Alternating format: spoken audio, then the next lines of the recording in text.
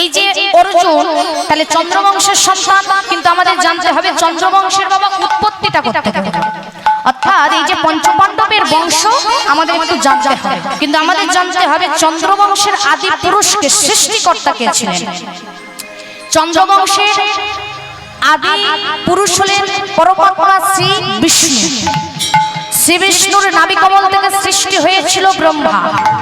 ব্রহ্মার পুত্র অত্রি, অত্রির পুত্র সোম, সোমের পুত্র বুধ, বুধের পুত্র পুরুরবা, পুরুরবার পুত্র আয়ুষ, আয়ুষের পুত্র নহুষ, নহুষের পুত্র যজাতি, যজাতির পুত্র যদু, যদুর পুত্র পুরু,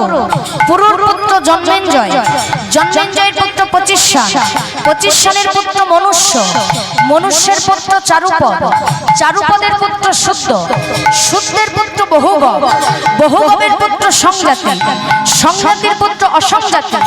অসংজাতির পুত্র রুদ্রাশ্ব, রুদ্রাশ্ব পুত্র রেস্তিনাভ, রেস্তিনাভের পুত্র রেভি, রেভিকের পুত্র দুষ্মন্ত, দুষ্মন্তের পুত্র ভরত, ভরতের পুত্র ইক্ষু, ইক্ষুর পুত্র সংবরণ, সংবরণের পুত্র সুধনু, সুধনুর পুত্র চবন, চবনের পুত্র কৃতি, কৃতির পুত্র অপরিচিবসু, অপরিচিবসুর পুত্র জরাসন্ধ, জরাসন্ধের পুত্র সমাবি, সমাবির পুত্র জন্য, জন্যর পুত্র পুকু, পুকুর পুত্র বিদুরথ, বিদুরথের পুত্র সুরথ, সুরথের পুত্র দেবতিথি, আর দেবতিথির পুত্র ঋক, ঋকের পুত্র দিলীপ,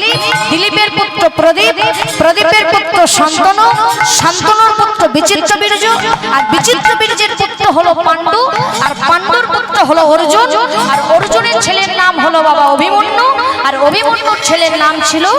রাজা পরীক্ষিত। একটা জিনিস মনে রাখলে হবে, তাহলে পঞ্চপাণ্ডবের